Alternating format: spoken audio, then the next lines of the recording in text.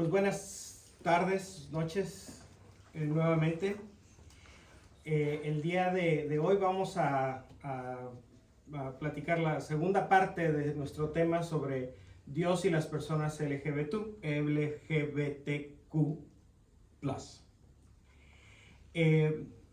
Aquí es donde lo dejamos la semana pasada y nada más me gustaría recordar dos cosas. Esta imagen es complicadísima y a lo mejor no la entendimos muy bien. Pero si vamos a recordar dos cosas importantes es que la identidad de género... No se ve, no se ve. No te preocupes, no se ve. Ok. Está muy blanco. La identidad de género, que es la primera raya, y la orientación sexual, que es la última raya, son dos cosas diferentes. La orientación sexual es quién te gusta. La identidad de género es quién eres. ¿Sí? ¿Sí se acuerdan de eso? Sí. Ok. Entonces, las personas heterosexuales, bisexuales, homosexuales, eso se refiere a la orientación sexual. Y las personas que son cisgénero o transgénero o no binarios se refiere a la identidad de género. ¿Ok? O a la relación entre la identidad de género y el sexo biológico.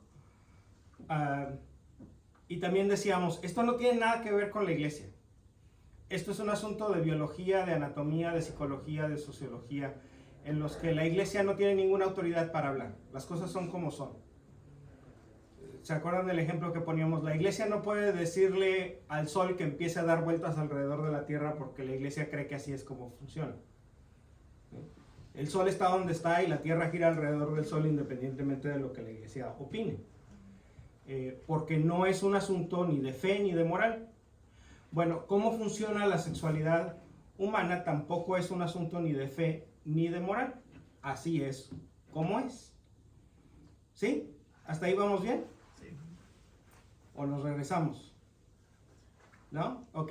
Entonces, eso lo platicábamos la semana pasada. Ahora queremos ver, bueno, ¿qué opina la iglesia sobre las personas que no se conforman o que no están dentro de nuestras expectativas de cómo funcionan estas cosas?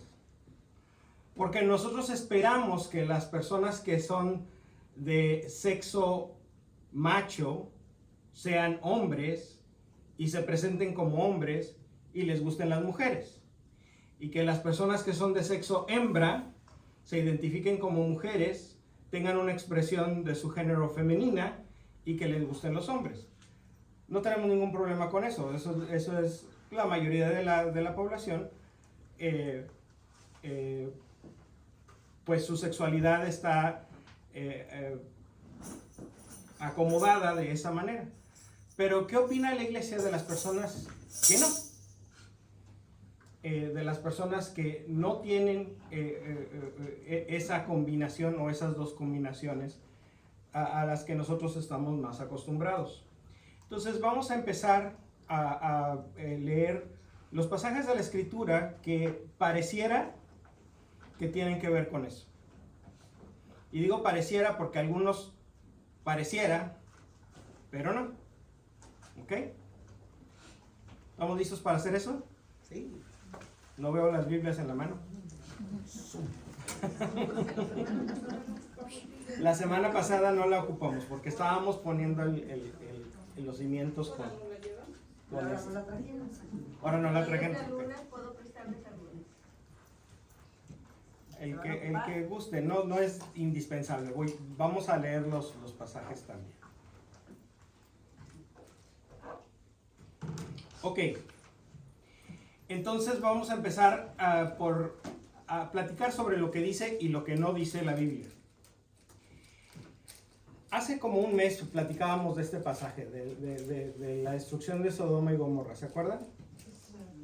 ¿Y se acuerdan por qué habíamos dicho que Sodoma y Gomorra fueron destruidas? Por los pecados. ¿Cuáles?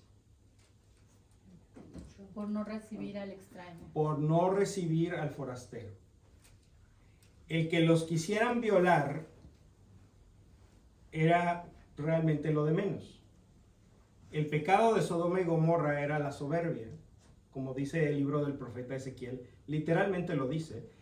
El pecado de Sodoma y Gomorra fue la soberbia de creer que eran autosuficientes, que no necesitaban de los demás y que por lo tanto no tenían ninguna obligación de ser hospitalarios. En tiempos de la Biblia, las personas y las comunidades dependían tremendamente unas de las otras. Por eso cuando alguien iba de viaje y se le hacía de noche, tenía la expectativa, podía razonablemente esperar que en la primera casa que encontrara, podía ir a tocar y decirles, puedo pasar aquí la noche. Porque eso era lo que se hacía. Se recibía al que iba de camino para que descansara, estuviera seguro de los elementos, de los bandidos, de cualquier otro problema que pudiera suceder en la noche, y al siguiente día seguía el camino. Porque si hoy era por ti, mañana iba a ser por mí. Entonces, por eso era una obligación social de darle posada al forastero. Sodoma se rehúsa darle la bienvenida a los enviados de Dios y por eso son destruidas, porque no recibieron a los forasteros, no porque los querían violar. Vuelvo a lo mismo, eso lo confirma Ezequiel y lo vuelve a confirmar el Señor Jesús en el Evangelio de Mateo y en el Evangelio de Marcos, cuando dice que a sus apóstoles los manda a predicar el Evangelio a las ciudades de Galilea y el comentario es, si estas ciudades no los reciben, ¿sí?, tienen que saber que Sodoma y Gomorra van a ser tratados con menos rigor el día del juicio. Porque Sodoma y Gomorra rechazaron a los forasteros enviados de Dios, pero ahora Cafarnaúm y Corosaín y Betsaida y todas esas ciudades de Galilea, si rechazaban a los apóstoles, estaban rechazando a los apóstoles de Jesucristo. Entonces dice Jesús, todavía más grave, pero Jesús vuelve a hacer la liga entre el pecado de Sodoma y la hospitalidad, ¿sí? Entonces el pecado de Sodoma no era el querer violar a los ángeles. Y en todo caso, aunque quisiéramos pensar que así lo era, el problema no es las relaciones homosexuales en general. El problema es la violación. La violación es un pecado, la violación es un delito. Nadie está alegando lo contrario. Lo era en ese entonces y lo sigue siendo. Y no importa si la violación es homosexual o heterosexual, si es violación, está mal. Y debe ser condenada y debe ser castigada.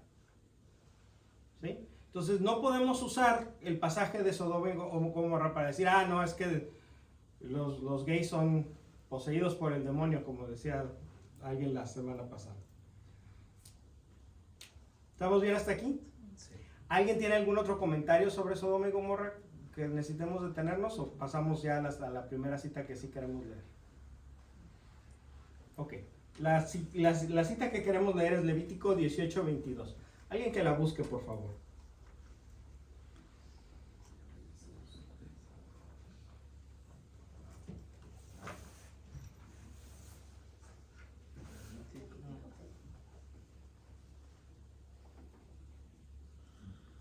Levítico 18, versículo 22.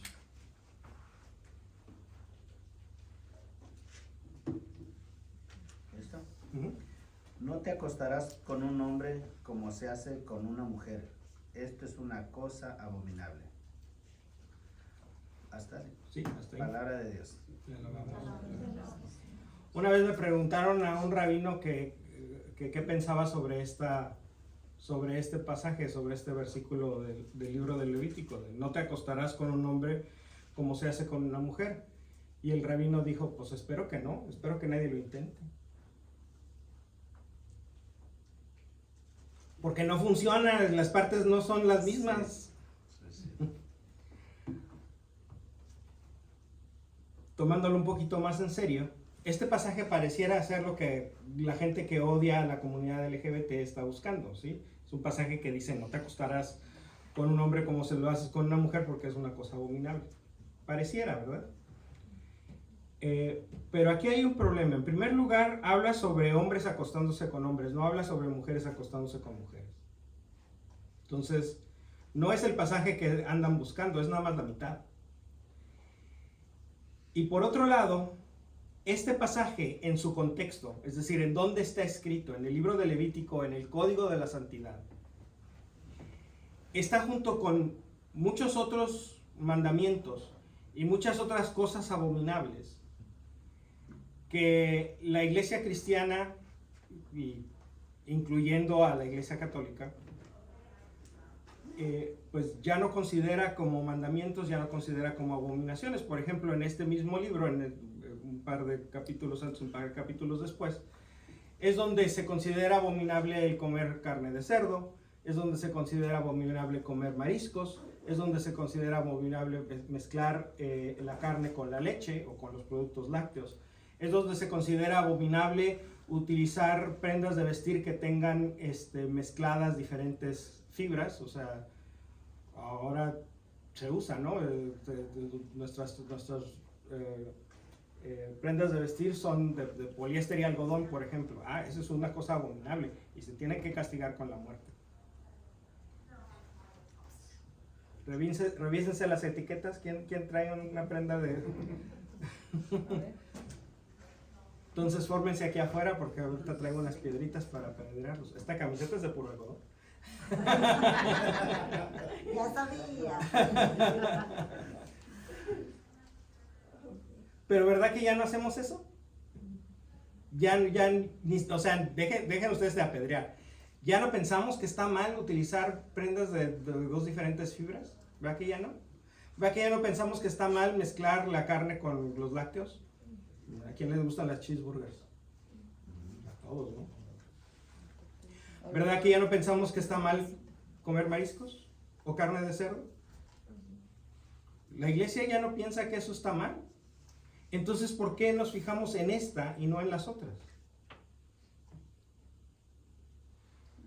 Es que esta tiene que ver con sexo. ¿Y quién nos dijo que las cosas que tenían que ver con sexo eran para siempre y las cosas que no tenían que ver con sexo las podemos quitar y poner como nos pegue la gana? Nadie nos dijo eso. Ahora, no me malinterpreten. Yo no estoy diciendo que yo sé más que la iglesia. Yo lo que estoy diciendo es que el texto mismo, para quienes andan buscando un texto bíblico para condenar a los homosexuales, este no es. Porque entonces tendríamos que condenar a muchísimas otras personas. De hecho, tendríamos que condenar a prácticamente toda la raza humana. Porque prácticamente todas las culturas, fuera de las que se desarrollaron en el Medio Oriente, utilizan al cerdo como una fuente de proteína. Todos los asiáticos, todas las culturas en Latinoamérica, en Estados Unidos, en Canadá, muchas culturas europeas utilizan el cerdo como una fuente de alimentos. Sí, ya con eso, con ese solito, tenemos para apedrear a 7,000 millones de personas. Entonces, esta no fue, no por lo que dice este verso en particular, sino por dónde está en la Biblia, el contexto. Y esta es una lección importante. El contexto de un pasaje determina lo que el pasaje significa y hasta dónde llega el pasaje. Porque aunque toda la Biblia es inspirada por Dios, la Biblia no está hecha versículo por versículo. La Biblia tiene una estructura y el texto tiene que funcionar dentro de la estructura y la interpretación del texto tiene que funcionar dentro de la estructura. Entonces vamos a buscar uno. Bueno, tuvimos mala suerte con el Antiguo Testamento. Vamos a buscar uno en el Nuevo Testamento. A lo mejor nos va mejor. Romanos 1 del 1.18 al 2.3. Si gustan, se los leo yo.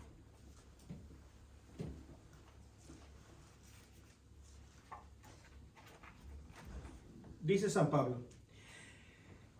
desde el cielo nos amenaza la indignación de Dios por todas las maldades e injusticias de aquellos que sofocan la verdad con el mal. Todo lo que se puede conocer de Dios lo tienen ante sus ojos, pues Dios se los manifestó. Lo que es y lo que podemos ver ha pasado a ser visible gracias a la creación del universo, y por sus obras captamos algo de su eternidad, de su poder y de su divinidad. De modo que no tienen disculpa. A pesar de que conocían a Dios, no le rindieron honores ni le dieron gracias como corresponde. Al contrario, se perdieron en sus razonamientos y su conciencia cargada se convirtió en tinieblas. Creyéndose sabios se volvieron necios.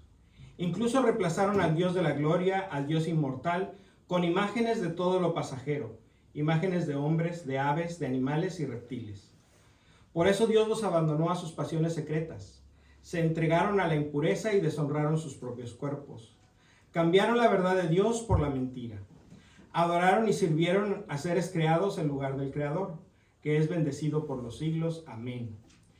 Por esto Dios dejó que fueran presa de sus pasiones vergonzosas. Ahora sus mujeres cambian las relaciones sexuales normales por relaciones contra la naturaleza. Los hombres asimismo dejan la relación natural con la mujer y se apasionan los unos por los otros. Practican torpezas varones con varones y así reciben en su propia persona el castigo merecido por su aberración. Ya que juzgaron inútil conocer a Dios, Dios a su vez los abandonó a los errores de su propio juicio, de tal modo que hacen absolutamente todo lo que es malo. En ellos no se ve más que injusticia, perversidad, codicia y maldad. Rebosan de envidia, crímenes, peleas, engaños, mala fe, chismes y calumnias. Desafían a Dios, son altaneros, orgullosos, farsantes, hábiles para lo malo y no obedecen a sus padres. Son insensatos, desleales, sin amor, despiadados.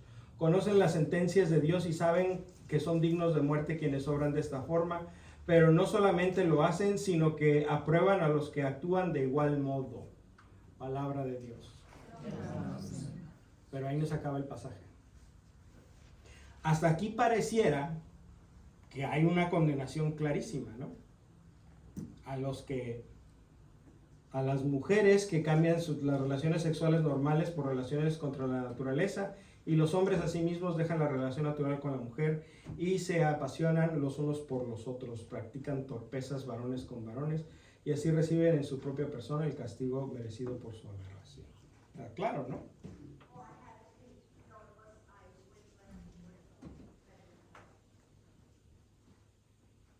Continúa San Pablo. Por lo tanto, amigo mío, si eres capaz de juzgar, ya no tienes disculpa. Te condenas a ti mismo cuando juzgas a los demás, pues tú haces lo que estás condenando. Nos parece bien que Dios condene a los que hacen tales cosas, pero tú que haces lo mismo, ¿piensas que escaparás del juicio de Dios porque tanto tú como Él condenan a los demás? Ahora sí, palabra de Dios. San Pablo dice, no importa que pienses lo que te estaba diciendo yo atrás, si así piensas y juzgas a tu hermano, tú mismo no te escaparás del juicio. Por lo tanto, no juzgues. Eso es lo primero que hay que decir sobre este pasaje. Lo segundo que hay que decir sobre este pasaje es que las relaciones sexuales descritas aquí no suceden en el vacío. No es el único problema con estas personas. Porque para empezar, tanto en el caso de los hombres como de las mujeres, San Pablo habla de personas que dejan sus relaciones sexuales naturales por las contrarias a su naturaleza. Es decir, San Pablo está hablando de personas heterosexuales que tienen relaciones homosexuales nada más por capricho, por desenfreno. Y que lo más probable es que no solamente estén teniendo relaciones homosexuales, sino que aparte estén cometiendo adulterio contra sus parejas. Y San Pablo después añade un montón de características que no vemos en todas las personas homosexuales. Dice, En ellos no se ve más que injusticia, perversidad, codicia y maldad. Rebosan de envidia, crímenes, peleas, engaños, mala fe, chismes y calumnias. Desafían a Dios, son altaneros, orgullosos, farsantes, hábiles para lo malo y no obedecen a sus padres. Son insensatos, desleales, sin amor, despiadados. Conocen las sentencias de Dios y saben que son dignos de muerte por quienes obran de esa forma. Pero no solamente lo hacen, sino que lo aprueban y a los que actúan de igual modo. Está claro que a San Pablo no le interesan nada más las relaciones homosexuales. Está claro que San Pablo está pintando un perfil de una persona que es completamente inmoral. Es inmoral en sus relaciones sexuales, es inmoral en sus relaciones sociales, es inmoral en su conducta personal, es un delincuente, es un chismoso, es un desleal. El problema de San Pablo tiene que ver con las relaciones sexuales inmorales solamente en la medida en que éstas encajan en el resto del perfil. San Pablo está describiendo básicamente a Donald Trump y a las personas que son como él. Y eso que no lo conocía. Y eso que no lo conocían. Pero el problema con San Pablo no son los gays. Y aunque lo fueran, San Pablo continúa, por lo tanto, amigo mío, si todavía así eres capaz de juzgar, ya no tienes disculpa. Entonces, antes de pelearnos de que si está bien o está mal, San Pablo nos dice, independientemente de si está bien o está mal, no te toca a ti juzgar. Deja que Dios juzgue. Tú no. Tú pídele perdón a Dios de tus propios pecados y atente tú a la misericordia de Dios, porque tú la necesitas. Y deja que tu hermano haga lo mismo. Deja que tu hermana haga lo mismo. Si acaso te vas a meter con tu hermano, que sea para pedirle a Dios misericordia para ellos también. No para juzgarlos. Porque el juicio pertenece solo a Dios.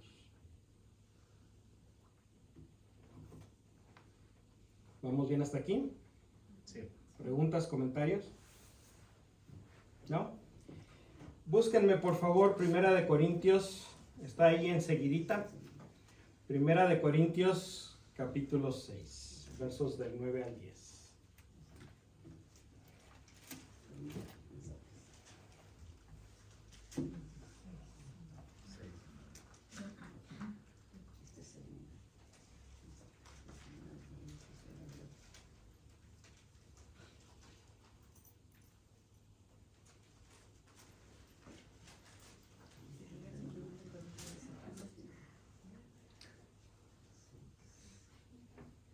¿Ya lo encontró?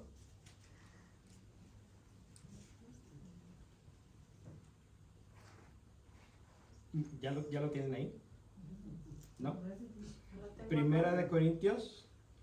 Irma, adelante, por favor. Primera de Corintios, capítulo 6, versos del 9 al 10.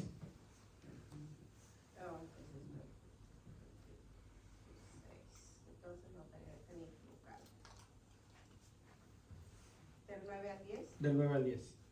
¿No saben acaso que los injustos no heredan el reino de Dios? No se engañen, ni los que tienen relaciones sexuales prohibidas, ni los que adoran a los ídolos, ni los adúlteros, ni los homosexuales, o los comodones, ni los ladrones, ni los que no tienen nunca basta, ni los borrachos, ni los chismosos, ni los que se aprovechan de los demás, heredarán el reino de Dios. Palabra de Dios.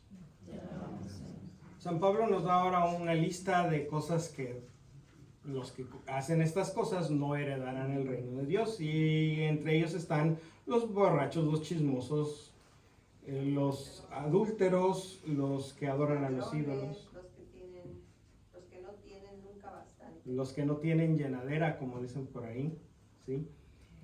Y hay dos elementos de esta lista que merecen verse un poquito más de cerca, porque aquí dice claramente, ni los homosexuales o los que solo buscan el placer. Excelente trabajo, en la versión que tiene Irma dice los comodones, pero esta edición hace un mucho mejor trabajo para decir los que solo buscan el placer. Porque es una mejor aproximación a la palabra original. El problema es que la palabra homosexual, homosexualidad y todas las palabras derivadas de homosexual y homosexualidad se inventaron en el siglo XIX. No existían antes en ningún idioma, tampoco en el griego que utilizó Pablo para escribir esta carta. Entonces Pablo no escribió homosexuales. Alguien que tradujo esta Biblia decidió que la palabra que había escrito Pablo debía traducirse como homosexuales. Pero, ¿tendría la razón o no tendría la razón? ¿Quién sabe? Vamos a ver un poquito más de detalle. Estas dos palabras, los que solo buscan el placer, la palabra griega es malakoi. Y la palabra que aquí traducen como homosexuales es arsenokoitai. Malakoi y arsenokoitai. Malakoi es una palabra más o menos conocida. Cuando Jesús habla sobre Juan el Bautista y pregunta, ¿a quién fueron a buscar en el desierto? ¿A un hombre lujosamente vestido? No, les aseguro que no fueron a buscar a un hombre lujosamente vestido, porque esos viven en los palacios. ¿Se acuerdan de ese pasaje? ¿Les suena familiar? Ok. Un hombre lujosamente vestido es una frase que se utilizó para traducir una sola palabra en griego. Malakoi. Entonces Jesús está preguntando, ¿a quién fueron a buscar en el desierto? ¿A un malakoi? Ciertamente no, porque los malakoi viven en los palacios. Entonces, aunque algunas versiones de la Biblia traducen malakoi como afeminados, algunas versiones de la Biblia traducirían este pasaje como ni los homosexuales ni los afeminados. Ciertamente que no encaja con un problema que tenga que ver con la sexualidad. Malakoi más bien es alguien que solamente busca el placer, alguien que solamente busca la comodidad y alguien que lo hace sin control ni dominio de sí mismo. ¿Cómo llegamos de ahí a afeminados? Bueno, en esta cultura, la cultura griega de hace 2000 años, las virtudes eran atributos del vir, del varón. ¿Sí? El tener más virtudes te hacía ser más hombre. Y una de las virtudes es el dominio de sí mismo. Entonces, alguien que no tenía dominio de sí mismo era menos hombre. Y la consecuencia en una sociedad machista es obvia, porque las que no tienen dominio de sí mismas son las mujeres. Entonces, un hombre que no tiene dominio de sí mismo está comportándose como una mujer. Es un afeminado. Pero eso no significa que haya tenido manerismos, ni que arrastre las heces, ni que hable con voz chillona, ni que mueva las manos. Eso es algo que nosotros ahora hemos aceptado como una manera afeminada de comportarse. Pero en este tiempo eso no tenía nada que ver. Tenía que ver con una persona que no tenía dominio ni control de sí mismo. Entonces, de las dos palabras problemáticas ya nos deshicimos de una. malakoi. No tiene nada que ver con sexo. Arsenokoitai es un poquito más complicado. ¿Por qué? Porque es una palabra que San Pablo inventó. Antes de la primera carta a los Corintios no hay ninguna ocasión en la literatura griega de la Biblia o no de la Biblia, en ningún escrito griego de ese tiempo, hasta Primera de Corintios, nunca aparece en ningún lado la palabra arsenokoitai. San Pablo la inventó. Hay un par de escritos posteriores entre los padres de la iglesia donde vuelven a usar arsenokoitai, obviamente en referencia a nuestro querido amigo San Pablo. Arsenokoitai es una palabra compuesta de dos palabras. ¿Sí? ¿Cómo quiero decir una palabra compuesta? Por ejemplo, cuando yo voy a poner un objeto arriba de otro, puedo decir que la Biblia está sobre la caja, ¿verdad? ¿Sí? Entonces, eso es lo que significa la palabra sobre. Y cuando yo conozco algo y lo integro en mi intelecto, en mi mente, lo absorbo, lo conozco, lo digo, estoy diciendo que lo entiendo, ¿verdad? Que tengo un entendimiento.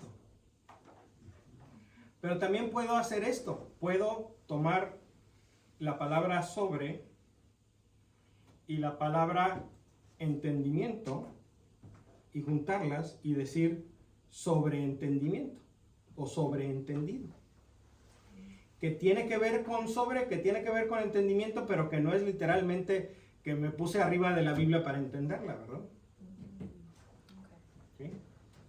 Entonces así funcionan las palabras compuestas. Son palabras que en las que se juntan dos palabras, pero que su significado, aunque se relacionan, no necesariamente tiene que ver con las dos palabras anteriores.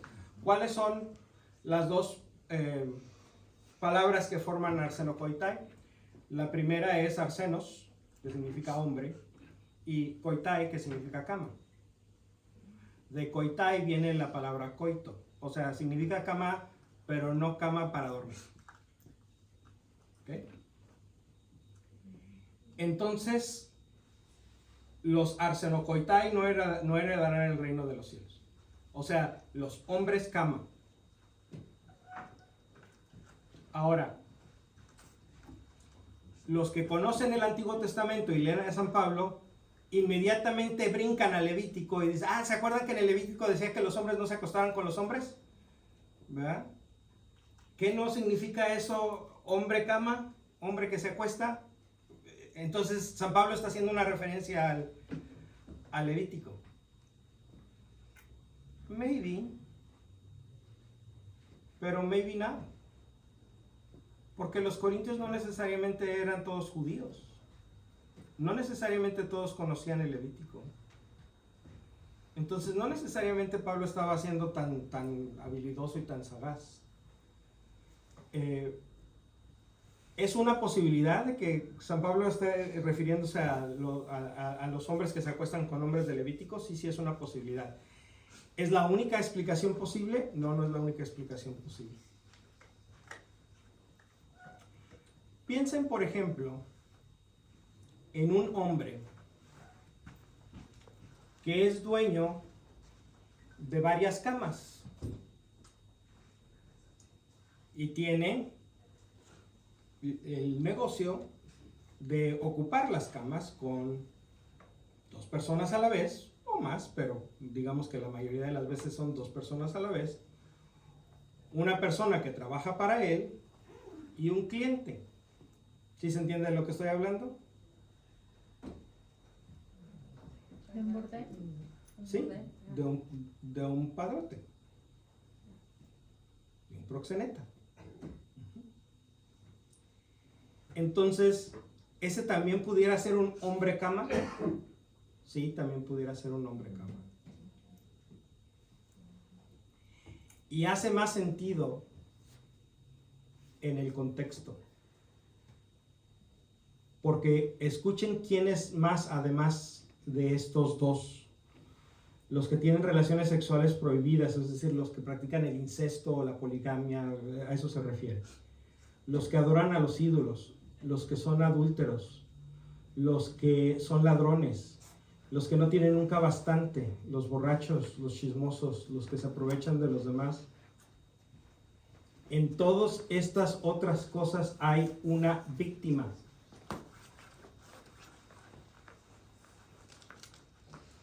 En todas estas otras cosas que lista San Pablo aquí hay una víctima de este comportamiento.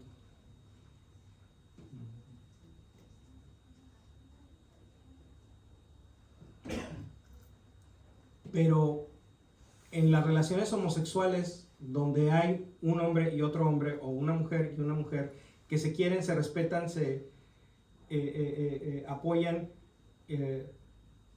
hacen una vida de pareja bonita, no hay ninguna víctima. ¿Se fijan que en la lista no están las personas que no están casadas por la iglesia? Porque ahí tampoco hay una víctima.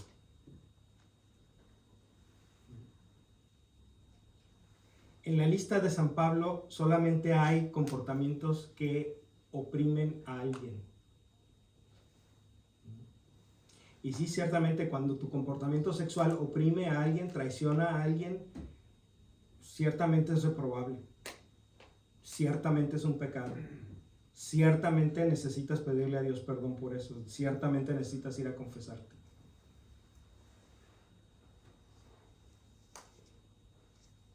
Pero un comportamiento sexual donde hay una víctima lo pueden tener personas homosexuales y personas heterosexuales. No parece haber diferencia. Este vocablo de arsenokoitai no parece que la mejor explicación de lo que significa es simplemente homosexuales. Ahora, un posible argumento en contra de esto que estoy diciendo es que en tiempos de San Pablo, vuelvo a lo mismo, esta imagen que les presenté de una pareja de hombres o una pareja de mujeres que viven de una relación fiel, comprometida, estable, donde se quieren, se respetan, se ayudan, prácticamente no existía. La sociedad no estaba diseñada para eso. La sociedad estaba diseñada para, tú eres hombre, te casas con una mujer. Tú eres mujer, te casas con un hombre. Tengan babies y es todo lo que tienen que saber. Oye, pero es que yo no preguntes, así es como es. Entonces a las personas pues nunca se les daba la oportunidad de explorar su propia sexualidad. Se les encasillaba en un matrimonio prácticamente a la fuerza. Y entonces pues los problemas venían después. Porque el que es gay antes de casarse y después de casarse también. Entonces, si ya casados y la persona pues tiene su sexualidad y a lo mejor puede reprimirla por un tiempo, pero tarde o temprano va a tener que explotar todo aquello y puede explotar en una forma violenta contra otros o contra la persona misma, o puede simplemente explotar en la forma de le voy a poner el cuerno a mi mujer pero con este cuate.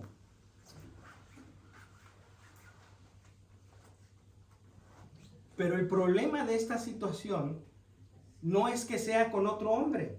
El problema de esta situación es que le estás poniendo el cuerno a tu mujer, con quien sea. El problema es la infidelidad. Esa era el 99% de los casos, la experiencia de las relaciones homosexuales en tiempos de Pablo. Relaciones donde había una víctima, por lo menos. Donde no este otro pobre tercero, el otro hombre, era un hombre que se dedicaba a la prostitución y que estaba siendo explotado por una arsenokoitai, donde él también era la víctima de una explotación. Entonces, toda esta situación tiene un montón de maldad. Pero esta no es la experiencia de la comunidad LGBT. Esto no es de lo que estamos hablando hoy. Esto es abuso, esto es infidelidad. De lo que estamos hablando hoy es de personas que quieren vivir una vida de pareja tranquilos y que se les respete así como ellos respetan a los demás. Son dos cosas diferentes. ¿De acuerdo? Solo una cosa, Sí. Sí. Lo que pasa es que, dices tú, es que si lo dice la Biblia, pero no es real eso, entonces si yo soy una persona alcohólica, ¿podría buscar palabras para no entrar en eso también? ¿O qué pasa? Porque si la palabra lo dice directamente, y todo dice bien clarito, los borrachos, y dice bien claro los homosexuales, entonces ¿por qué todo lo demás sí lo tengo que tomar así como es, pero menos eso? Porque estás hablando de una comunidad, ok, yo lo entiendo, pero ¿por qué no tomarlo como lo que es y como lo que es? Un par de cosas. La palabra borracho sí existe en griego. Entonces, es de esperarse que el que traduce esa palabra al español la traduzca como borracho y que signifique lo que significaba el original. Pero la palabra homosexual en griego no existía. Entonces, no hay ninguna palabra en griego cuya traducción sea homosexual. Entonces, si tú lees ahí homosexual, está mal traducido, por definición.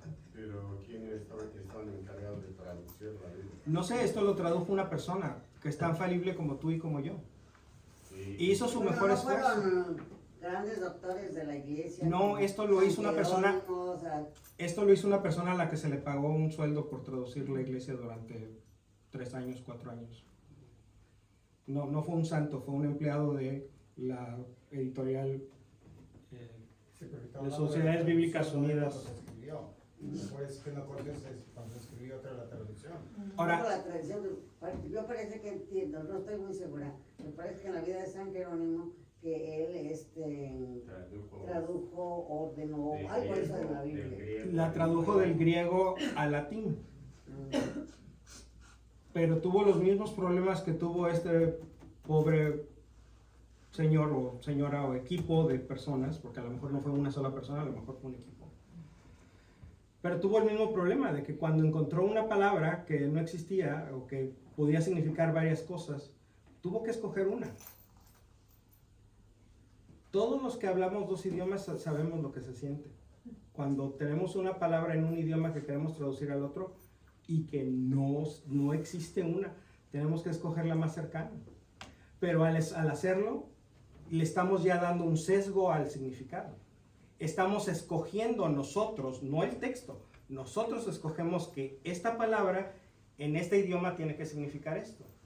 Y no ninguna de las otras cosas que a lo mejor pudiera significar. Pero eso es una decisión que toma el traductor. Ahora, la iglesia cree que la Biblia está inspirada en su lengua original. La iglesia nunca va a afirmar que hay traducciones inspiradas. Y la segunda cosa que quería decir es que la palabra borracho está bien claramente identificada. La palabra alcohólico, no. No es lo mismo un borracho que un alcohólico. El alcoholismo es una enfermedad que hemos conocido últimamente también en los últimos 100, 150 años. Y es una enfermedad, no es un problema de moralidad. Un alcohólico es un enfermo, no es un pecador. Entonces el abuso y de lo que hace la persona de siempre estar,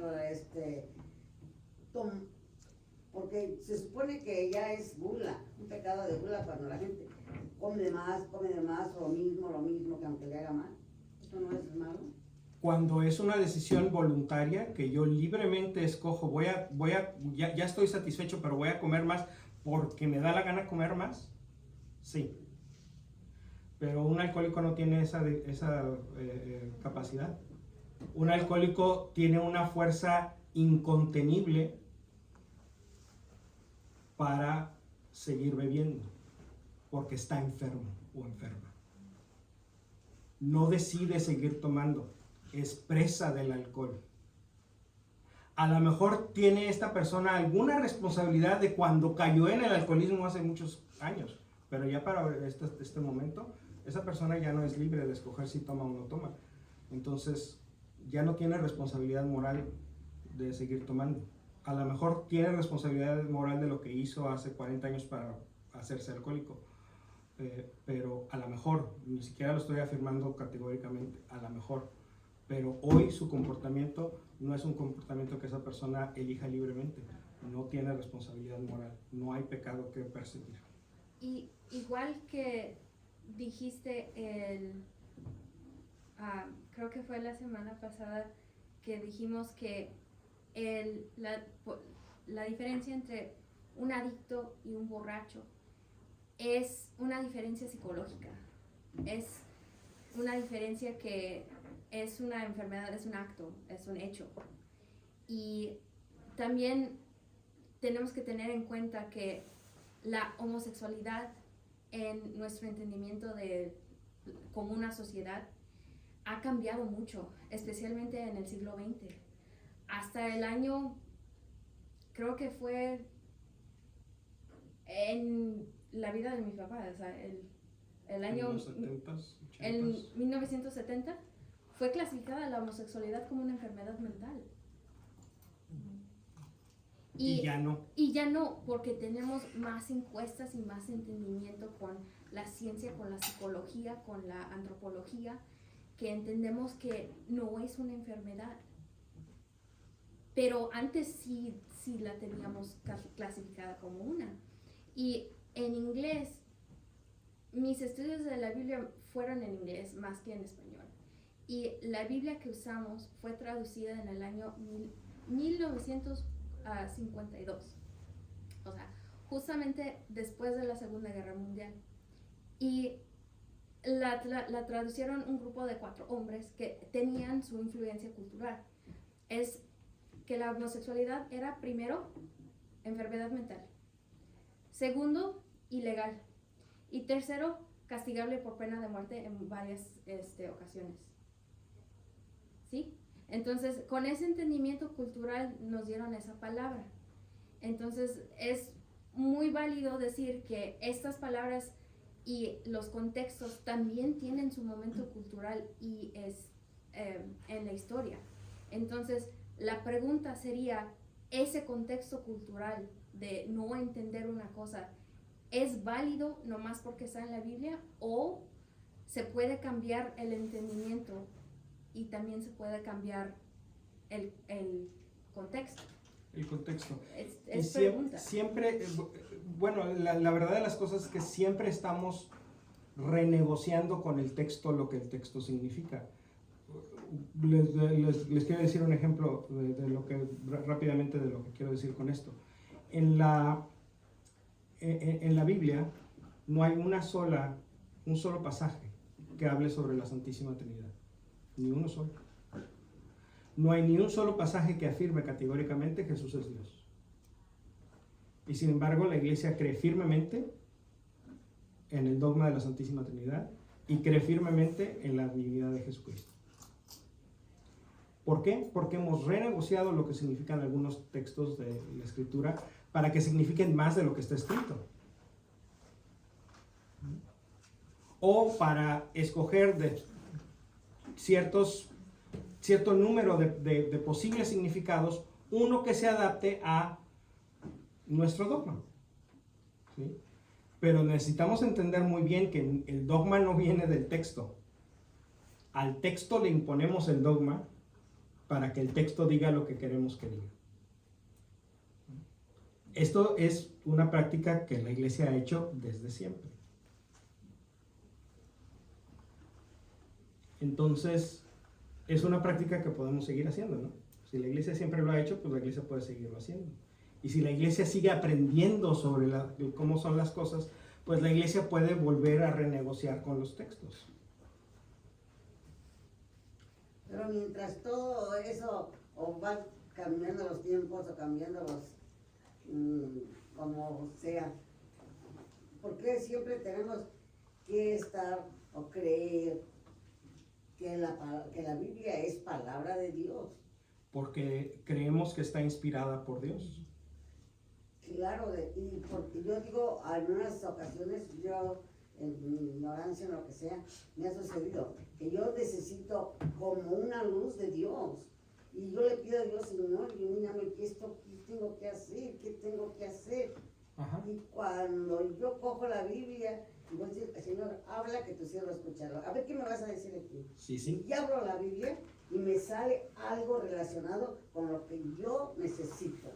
Entonces yo por Sí. eso sí creo que la palabra, que la Biblia es palabra de Dios. Yo- Sea por su fe de uno, o sea porque la iglesia nos lo ha enseñado, pero para mí, que esté a veces unas cosas no muy bien, otras no muy mal, uno tiene que ver Bueno. lo bueno, lo malo. Ahora también nos dice San Pablo que nuestro cuerpo es templo del Espíritu Santo. Correcto. ¿En qué se refiere a eso? ¿En que podemos ser borrachos y no ser pecado? ¿Que no estamos No. molestando nuestro espíritu? A ver, Solamente ahorita quería- regreso ahí. No me refería precisamente a lo de ella, sino cuando están diciendo la palabra borracho y homosexual, ¿por qué se puede cambiar una por la otra? Yo lo que digo, bueno, también es muy claro que dice todo aquello que oprima y hace daño. Ujú. El borracho oprime y hace daño. El homosexual, por ser homosexual, no. No. Ujú. Entonces, tan simple como eso, ¿no? O Sí. sea, no podemos estar queriendo justificar o cambiar las palabras como nos dé la gana, pero tenemos que ver qué es lo que realmente está diciendo. Y ahí lo que está diciendo, lo que oprime y hace daño. Sí, claro. Y Definitivamente el de borracho acuerdo. lo hace, porque Claro. puede hacerse daño a él mismo y a los que están a su alrededor. Ujú. Porque no es consciente de lo que está haciendo, pero sí es consciente de las cervezas que se tomó o de lo que se haya tomado. Es consciente cuando empezó, sí, Exacto. exactamente. Exactamente. Sí, adelante. Ahorita quiero regresar con esto. Sí, en eso yo pienso que la persona que toma, viene predestinado a tomar. Es una persona que está mal, o sea, es una persona enferma. Entonces es lo mismo que estamos diciendo, que no podemos nosotros juzgar a nadie. Bueno, no es que estoy juzgando, pero Lo estoy que- diciendo, lo que estamos hablamos de diciendo que hace daño, de que es oprime. tener un buen corazón. Eso es lo que yo pienso. Sí. Lo más importante es tener un buen corazón y no juzgar a nadie, porque todos nacemos con determinadas cosas, ¿verdad? Ujú. Pienso yo. Completamente de acuerdo. Tenemos que tener cuidado con la palabra predestinar, porque entonces, ¿qué quiere decir? ¿Que Dios me hizo pecador? Más o no. diferente que a esta Porque otra mi persona. padre fue No. pecador, o mi padre- Todos somos esto pecadores, tenemos que pero hacerlo no nosotros. estamos predestinados para pecar. Puede ser que tengamos alguna predisposición genética que sea para mí más fácil ser alcohólico que para otra persona, pero ese es un problema médico, ¿verdad? Es como los latinos estamos más predispuestos a ser diabéticos, ¿verdad? Que otras etnias. Ese es un hecho, es verificable con datos científicos. También es posible que unas personas tengan mayor propensión genética a tener comportamientos adictivos, pero es un problema médico, no es un problema moral. ¿Que Sí. el alcoholismo también es algo genético? Puede haber un componente ¿Verdad? genético, puede haberlo. Es difícil porque si hay un componente genético quiere decir que en la casa de un alcohólico puede ser que haya más alcohólicos que ¿pero por qué? ¿Porque es genético o porque los hijos aprenden del papá o de la mamá? Es difícil distinguir hasta dónde llega, pero los estudios que se han hecho parecen indicar que sí hay un componente genético, no al alcoholismo en particular, sino a las adicciones en general. Adicciones, Hay ajá. gente que es más propensa a desarrollar adicciones que otras. Sí. Ahora, yo no hablaba de que nosotros vamos a juzgar, sino de que ahí dice que todo aquello que oprima, Que oprima. y haga daño, Claro. eso es lo que es. Yo no estoy juzgando Claro. al alcohólico, sino estoy refiriéndome que a ese cambio de palabras que Claro. dicen, ok, podemos cambiar esta casi como cambia la otra. Pues no, precisamente. Siempre y cuando sigan perteneciendo a la lista, ¿verdad? ¿Se acuerdan de Sesame Street donde uno de estos no pertenece a la lista? Bueno, homosexual, nada más homosexual, no pertenece a la lista de los demás. Es significativamente diferente que las demás categorías que está hablando San Pablo. Funciona diferente que lo demás que está diciendo San Pablo, porque la homosexualidad no tiene una víctima necesariamente. Y todos los demás comportamientos que San Pablo enumera aquí necesariamente tienen una víctima. Entonces, por eso es más sospechoso de la traducción de homosexual. Ahora sí quiero regresar al punto de, entonces, ¿qué no creemos que la Biblia está inspirada por Dios? Claro que lo creemos, yo también lo creo. ¿Que entonces Dios no nos puede hablar por medio de la Escritura? Claro. Yo no me atrevería a ponerme enfrente de ustedes cada domingo y leer un pasaje del Evangelio y terminarlo con palabra del Señor, si yo no creyera que fuera palabra del Señor. Imagínense, les estaría diciendo una mentira todas las veces. ¿Ustedes creen que yo soy así de mentiroso? No, y no solo tú, te harían todos los sacerdotes, todos. Pero a mí lo que hagan los sacerdotes no me importa, a mí me importa lo que haga yo. Al referirse al pensamiento. Pero la cosa no es esa, la cosa es de que si dices es palabra de Dios, pero si vamos a acomodar las palabras para defender ciertas cosas, ahí es donde yo pienso que está mal. No estamos acomodando nada. Eso nada más es lo que yo digo, ¿no? O sea, no estoy afirmando eso, pero sí. Voy a decir, no, es que la persona que tradujo la Biblia está mal y no entra aquí, pues entonces vamos a ver muchísimas cosas que tradujo la Biblia, no las hizo como realmente debe. Es posible, y por eso siempre las traducciones siempre se están revisando, porque siempre se pueden mejorar. No hay ninguna traducción perfecta. Y es eso, ¿no? Porque entonces, pues, varias cosas deben de cambiar, o van a cambiar. Varias cosas deben de cambiar. De eso estamos hablando precisamente aquí. Ahora, entonces, ¿que Dios me puede hablar por medio de la Biblia a mí? Claro, así como lo decía doña José. Yo le pido a Dios que me hable y abro la Escritura y busco y discierno dónde está la palabra de Dios y Dios me habla. Claro que puede. Pero aquí no estamos hablando de esto. Aquí no estamos hablando de cuando Dios me habla a mí. Aquí estamos hablando de cuando utilizamos la Biblia como un arma para condenar a toda un grupo de personas. Son dos cosas muy diferentes. Son dos cosas muy diferentes. Dios está de acuerdo con una de ellas, nada más. Dios nunca ha estado de acuerdo con utilizar su palabra como un arma. Nunca. Ni en este contexto de la comunidad LGBT, ni en ningún otro. Entonces los mandamientos. No son para juzgar a los demás, son para guiar mi conducta. Sí. Para guiar a nosotros. Mi conducta. No para decirle a los demás, tienes que hacer así o no tienes que hacer así. Dios nunca ha estado de acuerdo con que hagamos eso. Nunca. Entonces no habría personas que se dedicaran a ayudar a personas que están, por ejemplo, los alcohólicos anónimos, las personas que... Los alcohólicos anónimos no van a buscar a los alcohólicos a la calle. No, Los alcohólicos anónimos tienen una reunión y el que cae, cae, porque es el que va a la reunión el que está buscando ayuda. pero en este caso, digo yo, si no fuera cosa que también a uno se interesara por las demás personas, no en darles un consejo, pero a veces necesitan alguna palabrita que les haga un poquito reflexionar que está mal o que necesitan. Y doña José, ¿cuándo la envió Dios a hacer eso? Eso es No, para yo te estoy ayudarlos, preguntando. no para juzgarlos, es para ayudarlos, no para No, yo digo ayudarlos, no juzgarlos. Ajá. No, digo ayudarlos. Eso está bien, ¿no? Por eso hay ayudas para todo. La diferencia entre juzgar y ayudar es muy sutil, muy finita. Es bien fácil cruzar esa línea. Así es que, en base a lo que nos aconseja San Pablo, yo aconsejaría no lo intenten. Porque se puede buscar un problemón con Dios. Por querer ayudar a alguien, acabamos juzgándolo y acabamos ganándonos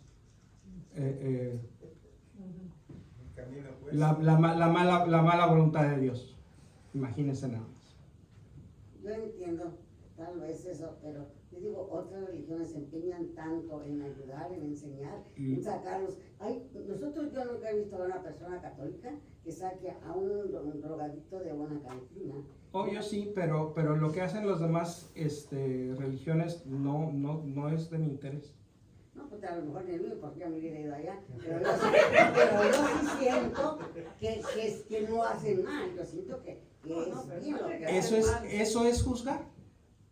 Eso es algo que hay que dejar que Dios decida. Si eso que están haciendo es bueno o es malo, hay que dejar que Dios decida.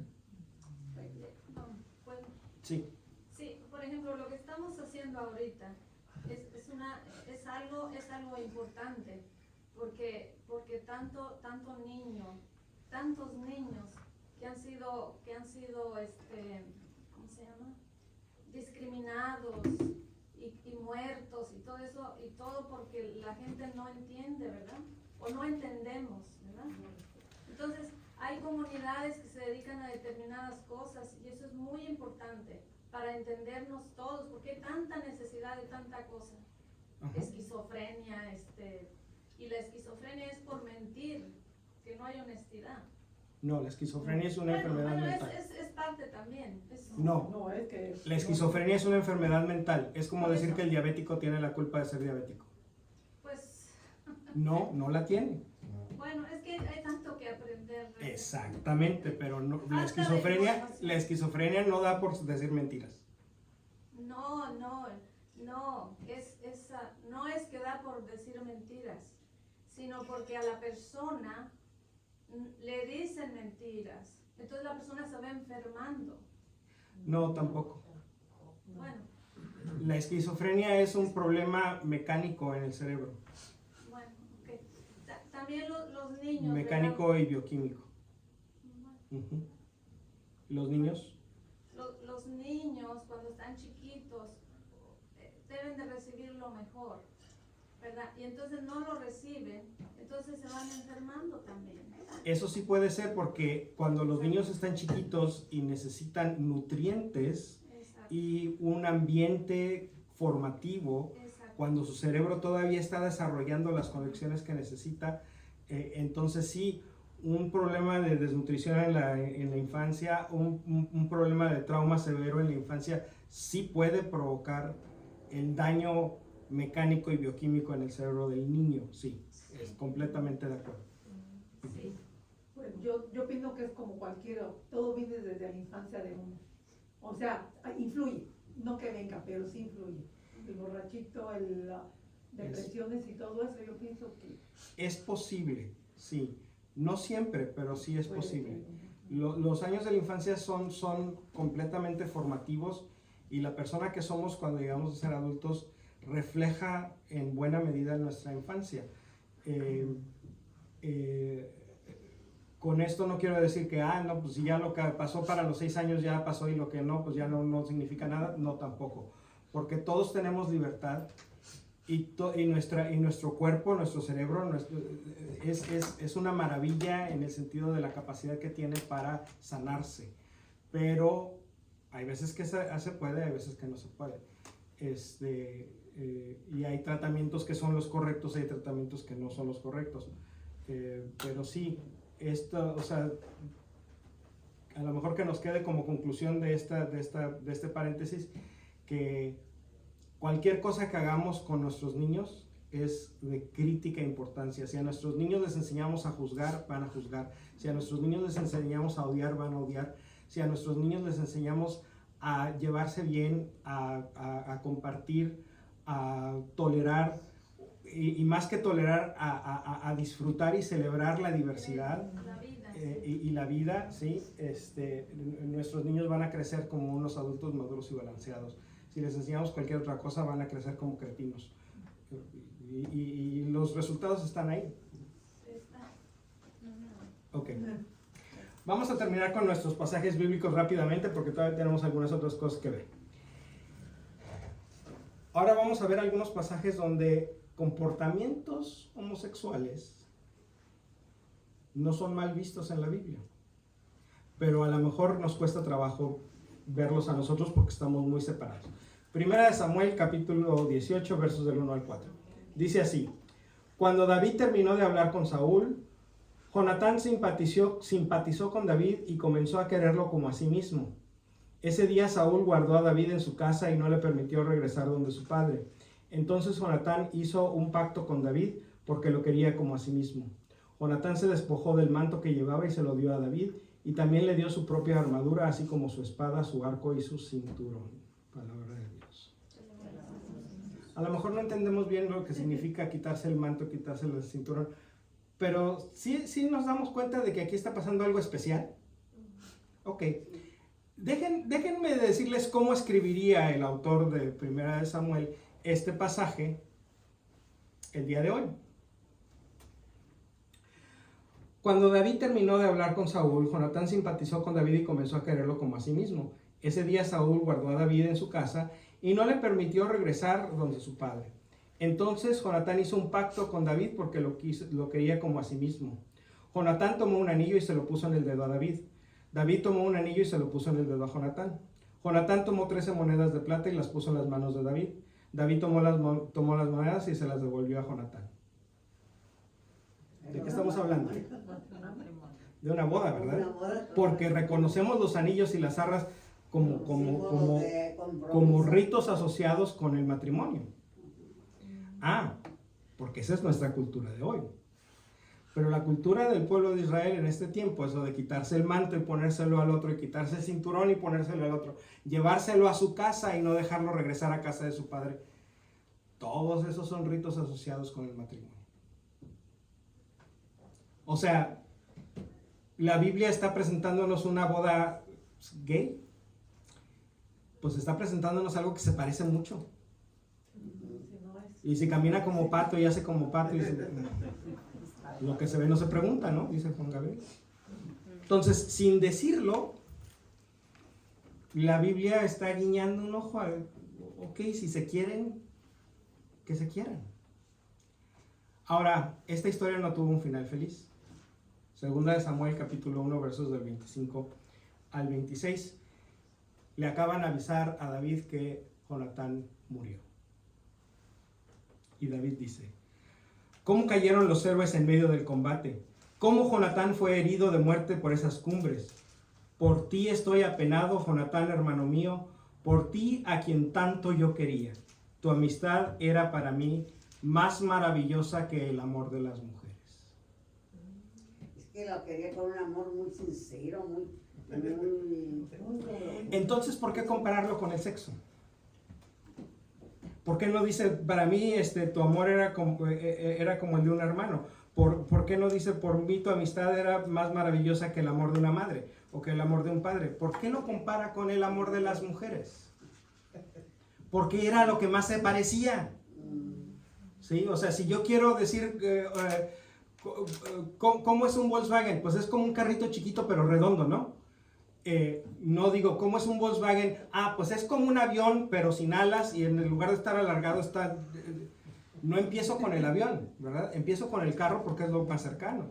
Entonces, si David empieza para comparar el amor de Jonatán con el amor de una mujer, quiere decir que para David, lo que sentía por Jonatán, lo más parecido que había en su experiencia de vida, era el amor de una mujer.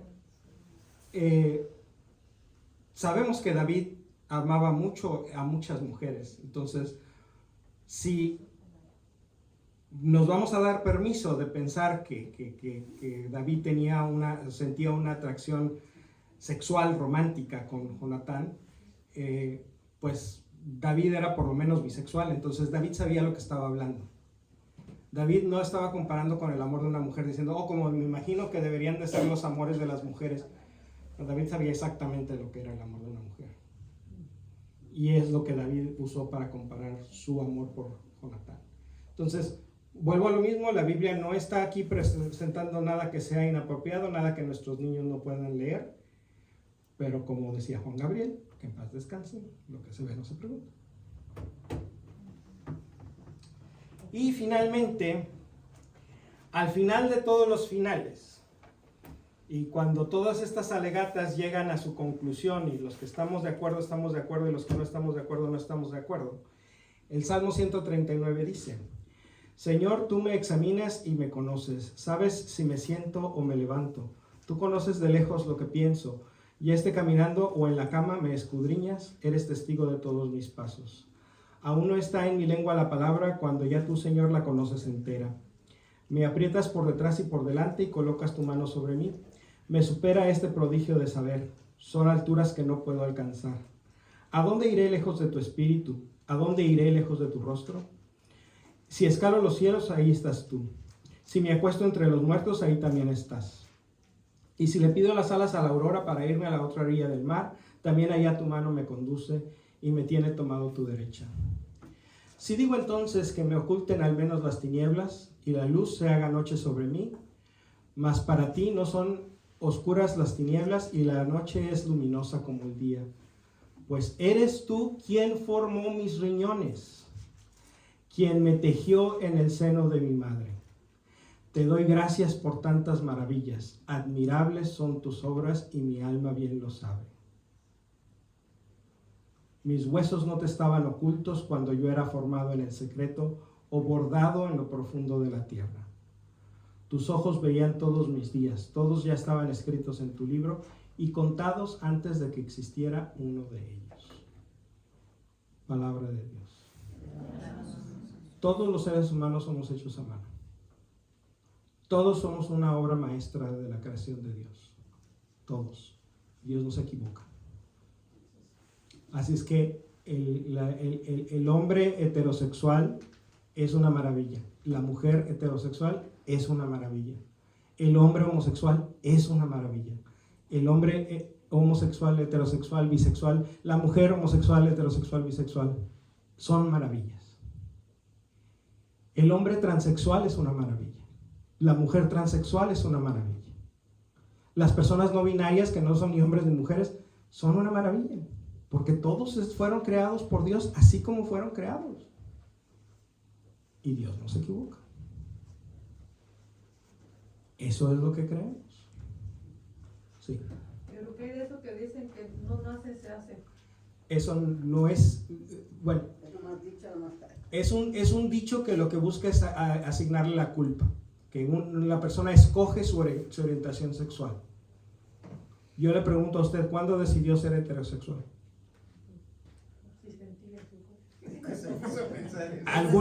En algún momento de su vida, probablemente en su infancia o en su adolescencia, descubrió que le gustaban los muchachos, ¿no? ¿Sí? Pero usted no lo escogió, lo descubrió. ¿Sí? Las personas homosexuales igual, lo descubrió. Usted en algún momento de su vida, probablemente incluso antes, se descubrió a sí misma como una niña. Las personas transgénero se descubren a sí mismos con una identidad de género que no corresponde con su sexo biológico. Así se descubren. Nadie se los dice, nadie lo escoge, ni siquiera ellos mismos o ellas mismas. Es algo que se descubre, como descubrimos todas las facetas de nuestra personalidad. Esa es la experiencia de las personas LGBT y esa es la mejor explicación que hay para los datos observados. Durante un tiempo hubo un cierto empuje a decir que había un componente genético para la homosexualidad. Pero estudios más rigurosos desacreditaron ese estudio original y ahora no estamos seguros si hay o no hay. O sea, no tenemos información suficiente para decir que hay, ni información suficiente para decir que no hay. Lo que sí sabemos es que hay personas LGBT que se descubren LGBT desde la más tierna infancia, desde los 2-3 años. Entonces, no sabemos a ciencia cierta si es genético o no es genético, pero sí sabemos que es de nacimiento. Sí sabemos que es de un momento antes en que la persona tenga uso de razón. Y por lo tanto es algo que la persona no escoge. ¿Qué? Una cosa más de eso. Soy gay, ¿verdad? Yo crecí en una iglesia católica. Ese es mi papá. ¿Ok? Yo tengo Esa es mi hija. toda la educación católica, toda la educación. Fui a la escuela de San Judas Tadeo en Westlake Village. Mis hermanos fueron aquí a San Pascual, fuimos a la escuela desde kinder hasta 8º año. Y con toda esa información, oye, así nací, así me hizo Dios. Y en hablar con miembros de mi comunidad, uno de los escritores celebrados que tenemos es un hombre transexual, se llama Daniel Oldberg, y él escribió de su espiritualidad, que Dios me hizo transexual como Dios hace el trigo pero no el pan, las uvas pero no el vino, para que yo tenga parte en el acto divino de la creación. Que todo el mundo se desarrolla, pero a mí me hizo para creación, a mí me hizo para hacerme. Y es algo de la espiritualidad que me llama mucho la atención. Yo no soy transexual, pero como una persona LGTBQ y como un adulto, entiendo que Dios nos hace de alguna manera y que nosotros nos desarrollamos más en nuestra vida. Tenemos nuestra educación de parte de nuestros papás, tenemos nuestras experiencias de vivir la vida, o sea, todo el mundo ha tenido este momento donde tu mamá, tu tía, tu abuelita te ha dicho algo y tú te crees más inteligente que tu mamá, que tu tía, que tu abuelita. Y luego te lo descubres por ti mismo y tienes esta experiencia de crecer. Entonces, ese poema de Daniel Oldberg, que no estoy seguro que todavía su apellido es Oldberg, pero es muy importante para mí de entender que Dios nos hizo de alguna manera, por alguna razón, y estamos llamados a averiguarla. Y de muchas personas que sienten esta conexión con Jesucristo, que somos LGTB, la razón es amar a una persona. Tanto como nosotros estamos llamados a amarnos a nuestros esposos, yo estoy llamada a amar a una persona. Igual que mis papás se aman como esposos, igual que ustedes se aman como esposos. Y esa es mi realidad. Entonces, este ejemplo que tenemos de David y Jonatán es muy importante para mí porque a Dios probablemente le dio ese amor a David y Jonatán por alguna razón. Y pues esa razón es diferente para todo el mundo. Entonces es de la acta divina de creación, de crearse a sí mismo. Entonces es importante, es divino para mí. Por cierto, ¿Puedo decir? sí. Sí, cada uno traemos una misión. Dios está dentro de nosotros y trae una misión para cada uno de nosotros. Y a veces no lo entendemos, pero Él sabe lo que va a hacer con nosotros. Amén. Y eres un ángel. Para mucha gente, sí. Soy una personita. Y, Una. y de David es de quien Dios dijo, este es un hombre según mi corazón. ¿Y qué hay de los que se cambian el sexo? O sea, que del hombre... Nadie cambia de sexo. Que se pone en la parte de mujer y que... Esa es una operación de transición para afirmar el género. Es decir, si una persona fue asignada como macho al nacer, pero su identidad de género es una mujer, pues le sobran piezas. Y hay cirugías para corregir ese problema. De la misma manera, en el caso contrario, pues realmente también sobran piezas y hay cirugía para corregir ese problema. Pero nadie cambia nada. O sea, la identidad de género se descubre y ajusto partes de mi cuerpo a que se conformen más con mi identidad de género.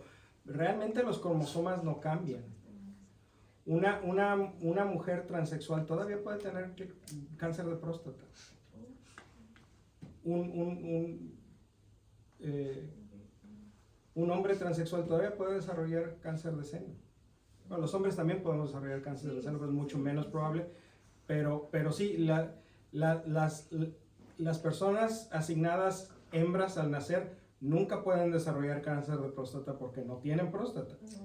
Pero una mujer transgénero sí tiene próstata y por lo tanto sí puede tener cáncer de próstata, aunque se haya hecho la operación. Pero la operación no es para cambiar el sexo, es para corregir un problema del cuerpo con respecto a la identidad de género. Es un poquito más drástico, pero es en la misma familia de pintarse el pelo, de pintarse las uñas, de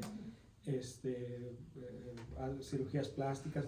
Es un poquito más drástica, es un poquito más profunda en el sentido de que no es plástico, no es superficial, no es por gusto, es para corregir un problema. ¿Qué dice la iglesia? Rápidamente. Hay que entender que la iglesia escribió el catecismo de la iglesia católica antes de que se popularizaran las letras, ¿verdad? Entonces la iglesia no va a hablar de LGBT, va a hablar de personas homosexuales o de tendencias homosexuales. Entonces el lenguaje está un poquito anticuado. Pero el catecismo de la iglesia católica en el 2358 dice: un número apreciable de hombres y mujeres presentan tendencias homosexuales profundamente arraigadas. A la iglesia no le interesa cuándo empezaron, simplemente están ahí y están ahí profundamente. Esta inclinación objetivamente desordenada constituye para la mayoría de ellos una auténtica prueba. Hay que entender lo que significa objetivamente desordenada, porque muchas veces se ha utilizado esto como una manera de decir estás enfermo, porque tienes un desorden, ¿verdad? Objetivamente desordenada aquí no es un término clínico, es un término filosófico. Objetivamente desordenada quiere decir que no sigue el orden que Dios le dio a la sexualidad humana. Porque la iglesia piensa que el orden que Dios le dio a la sexualidad humana es para la procreación. Y las relaciones homosexuales pues no están abiertas a la procreación. Entonces, pero eso es todo lo que significa. También la iglesia piensa que el orden que le dio Dios a la sexualidad humana es que la sexualidad se ejerza dentro del matrimonio. Entonces las personas que se arrejuntan sin casarse o que se casan nada más por el civil también son objetivamente desordenadas en el mismo sentido y en la misma magnitud. Por no recibir el matrimonio. Por tener sexo fuera del matrimonio. Okay. ¿Sí? Y las personas que utilizan métodos anticonceptivos artificiales también están ejerciendo su sexualidad de una manera objetivamente desordenada porque no están abiertos a la procreación en el mismo sentido y en la misma magnitud. Es decir, las personas gays no son más desordenados o desordenadas que estas otras personas que tienen sexo fuera del matrimonio o que tienen sexo para no procrear. ¿Verdad que el grupo es más grande de lo que pensábamos? ¿Verdad que casi todos estamos incluidos en el grupo de los objetivamente desordenados? Bueno, entonces, mucho cuidado en querer utilizar el catecismo, no nomás la Biblia, tampoco podemos utilizar el catecismo para darle una aguantada a una persona que hace las cosas de una manera que nosotros no estamos de acuerdo. Dice, deben ser acogidos con respeto, compasión y delicadeza. Ahí mismo lo dice. El mismo catecismo. Es la siguiente frase, el siguiente enunciado. Con respeto, compasión y delicadeza.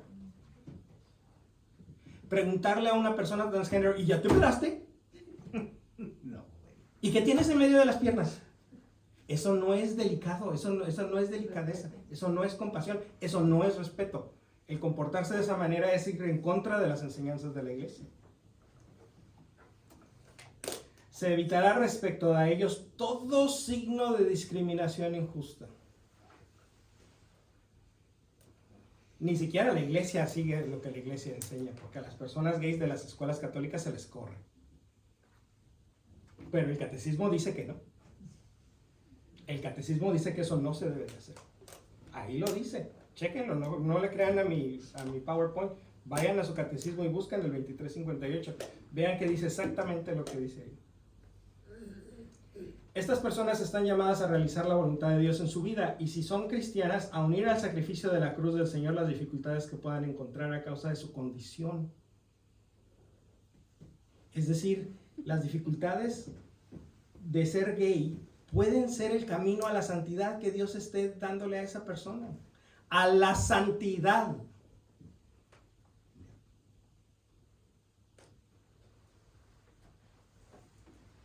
Las personas homosexuales están llamadas a la castidad. La iglesia fue muy cuidadosa de no decir celibato. ¿Quiénes están llamados a la castidad? Todos. Nomás para algunos la castidad significa una cosa y para otros la castidad significa otra cosa. Para las personas casadas la castidad significa tener relaciones dentro de tu matrimonio con respeto, con delicadeza y abiertas a la vida. Y para las personas que no están casadas la castidad significa no tener relaciones sexuales. Pero todos estamos llamados a la castidad. Todos. Entonces, pues esta es una obviedad, ¿verdad? Las personas homosexuales están llamadas a la castidad, sí, como todos los demás. Mediante virtudes de dominio de sí mismo que eduquen la libertad interior y a veces mediante el apoyo de una amistad desinteresada, de la oración y de la gracia sacramental, las personas LGBT no están excluidas de recibir los sacramentos, pueden y deben acercarse gradual y resueltamente a la perfección cristiana. ¿Cuál es otra palabra para decir perfección cristiana? No, a la perfección cristiana. A la santidad. A la santidad, exactamente. A la santidad. Ese es el catecismo. Hay otro documento que se llama Siempre serán nuestros hijos, de los obispos de los Estados Unidos, donde abordan el gravísimo problema de las familias que corren a sus hijos o a sus hijas LGBT de la casa. Y ahorita vamos a ver el resultado de eso. Porque hay algunos datos que son realmente alarmantes. En cuanto a familia y salud, si una persona LGBTQ+ es rechazado o rechazada por la familia en su infancia o en su adolescencia, tiene 8.4 veces la posibilidad de informar haber intentado suicidarse. 8.4 veces. O sea, por cada persona straight que intenta suicidarse, hay 8.4 personas, más de 8 personas LGBT que intentan suicidarse. Es escandaloso. 5.9 veces más probabilidad de reportar altos niveles de depresión, y la depresión puede llevar al intento de suicidio. 3.4 veces más probabilidad de usar drogas ilegales. 3.4 veces más probabilidad de tener relaciones sexuales sin protección, lo cual los expone a enfermedades de transmisión sexual 3.4 veces más que sus contrapartes heterosexuales y cisgénero. Así es que si tú vienes a decirme que tú eres muy pro vida y porque te preocupas por los bebés abortados y no te preocupas por eso, necesitas dejar de pretender que tu motivo es religioso. ¿Tienes algo en contra del aborto? Pues está bien, no te lo critico. Pero no es la santidad de la vida, porque si te interesara realmente la santidad de la vida, también te interesaría esto.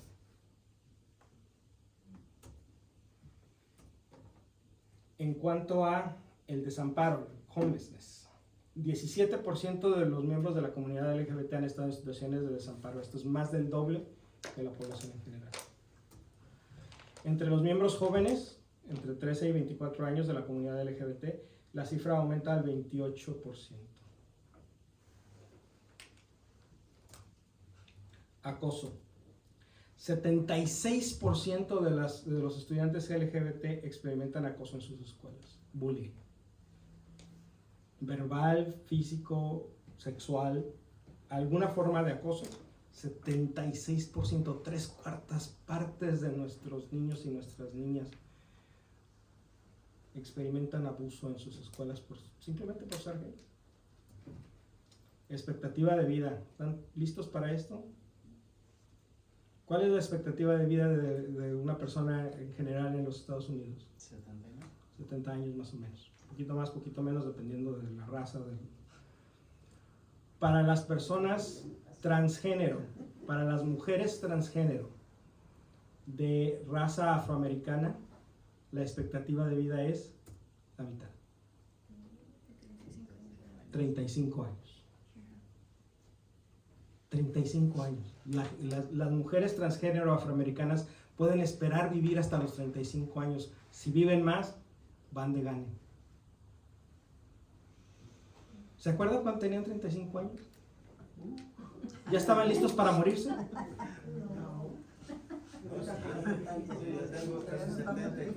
Y todavía no. Entonces imagínense la injusticia que estamos haciendo a estas personas de cortarles la vida a la mitad.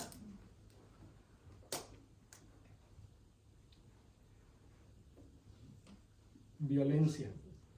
Por primera vez en la historia de este país, la campaña para los derechos humanos ha declarado un estado de emergencia para los miembros de la comunidad de los Estados Unidos y les ha también emitido una advertencia para no viajar a ciertos estados como Florida por sus leyes anti-LGBTQ. Se han oído de que no viajen a Jalisco porque hay mucha violencia, y no viajen a Nicaragua porque ya están matando gente. A la comunidad LGBTQ le están diciendo no viajen a Florida, no vayan a ver al ratón Miguelito a Orlando porque es peligroso para ustedes, los pueden matar. En Estados Unidos, en la tierra de la libertad.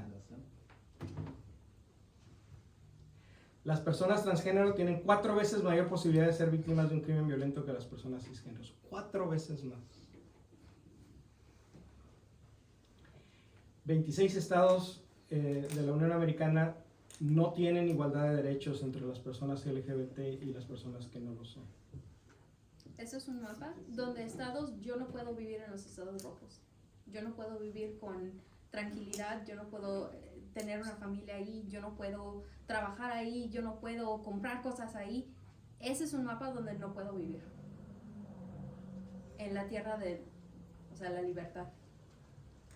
El mapa se hace más grande cuando nos enfocamos en personas transgénero. Se agregan algunos estados. Y hay estados donde es terrible: Oklahoma, Texas, Florida, Carolina del Sur, donde las personas transgénero no pueden ni siquiera ir a un baño público.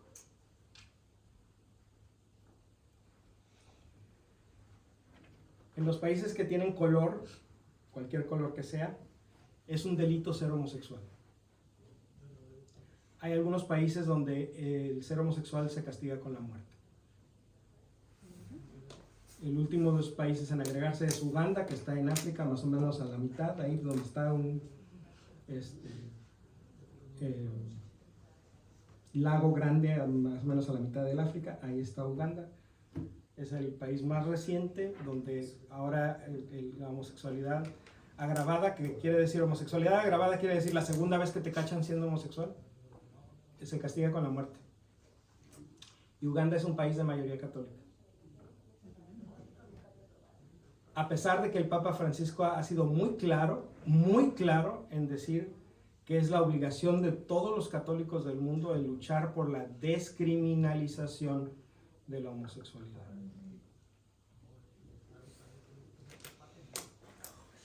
Y es personal. ¿Ven a este niño? Esta fotografía se tomó cuando tenía 12 años. Se llama Larry King. 2 años después de esta fotografía, cuando tenía 14 años de edad, y mientras era un alumno de la escuela, de la Middle School E.O. Green en Oxnard, aquí en Oxnard, el 13 de febrero del 2008, o sea, no fue hace 200 años, fue hace 15, murió asesinado por un compañero de su escuela, de un balazo, por ser gay. Esto es lo que el odio engendra. Este es el fruto de discriminar contra los homosexuales. Este es el fruto de decirles objetivamente desordenados. Este es el fruto de correrlos de la casa. Este es el fruto de expulsarlos de nuestras iglesias. Este es el fruto de hacerlos menos. Y Jesús dijo, por sus frutos los conoceréis. El fruto de la discriminación contra la comunidad LGBTQ es la muerte. Ese es el fruto. ¿Cómo le podemos hacer? Podemos pensar en los gentiles. Los gentiles son las personas no judías. Y al principio de la iglesia, los gentiles no eran parte de la iglesia. La iglesia era solo para los judíos. Los gentiles, escúchenlo, para allá, porque no eran del pueblo de Dios. O sea, había un grupo de personas que originalmente estaban rechazados por el pueblo de Dios, como los gays. El rechazo estaba basado en una característica que no puede cambiarse. Los gentiles no podían dejar de ser gentiles, como los gays no pueden dejar de ser gays. La iglesia entonces reflexiona que el evangelio y la salvación en Jesucristo es para todos. Y el Espíritu Santo da muestras de su acción y de sus frutos entre el grupo rechazado. Los gentiles empiezan a mostrar frutos de paz, de amor, de mansedumbre, de bondad, los frutos del Espíritu Santo. Y la iglesia no tiene más remedio más que aceptar que ese grupo no debería haber sido rechazado. Hay que aceptarlos, hay que integrarlos, hay que incluirlos. Entonces, pues ahorita con la comunidad LGBT estamos aquí. La iglesia está reflexionando que a lo mejor no tenemos que excluir a este grupo. Entonces debemos de estar atentos a que el Espíritu Santo empiece a mostrar frutos de bondad, de amor, de justicia, de paz, de mansedumbre, de obediencia entre nuestros hermanos y hermanas LGBT, para que no tengamos más remedio más que aceptarlos. Hay que ser dóciles a la acción del Espíritu Santo. Y hay que escuchar a nuestros hermanos y hermanas de la comunidad LGBT. ¿Cómo vamos a poder ver lo que el Espíritu Santo está haciendo con ellos y con ellas si los seguimos rechazando, si los seguimos expulsando, si no les ponemos atención? Amén. Amén. Amén.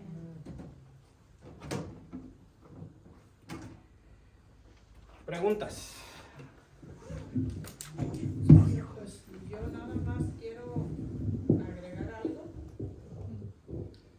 Cuando yo estuve enferma, cuando desperté del coma, estuve como 10 días en el hospital después de eso.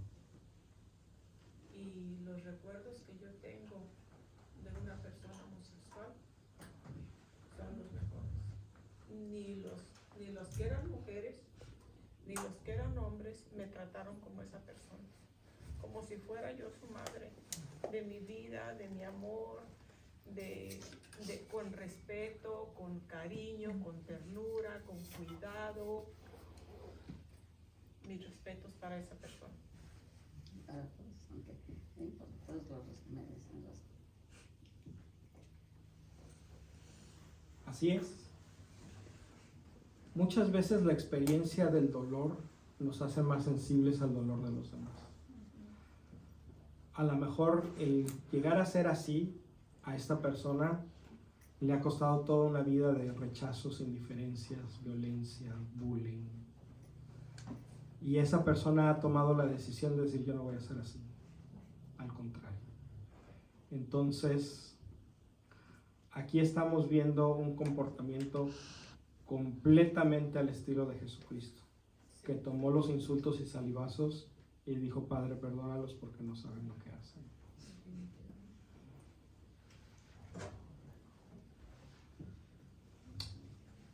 Muy bien, pues como suele suceder, se nos acaba el tiempo. Hay café, hay pan.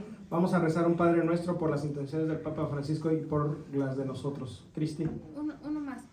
Les quiero acordar de lo que dije la semana pasada y darle muchas gracias por invitarme. Me invitaron mis papás, no vine de jalados ni de sombrerazos, ni de gritazos, vine invitada, y muchas gracias por incluirme en las discusiones que tuvieron, y les hago la misma invitación, que el Espíritu Santo nos ha dado un corazón lleno de amor, y ese amor lo tenemos que extender a nuestras familias primero, a las personas que son LGTB, o sea, no de la sociedad, de tu familia.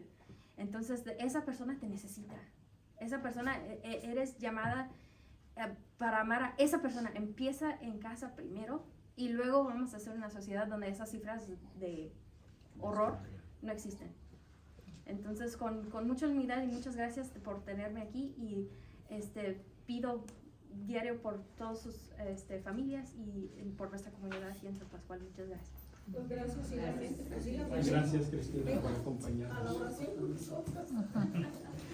Muy bien. Pues vamos a rezar juntos. Padre nuestro que estás en el cielo.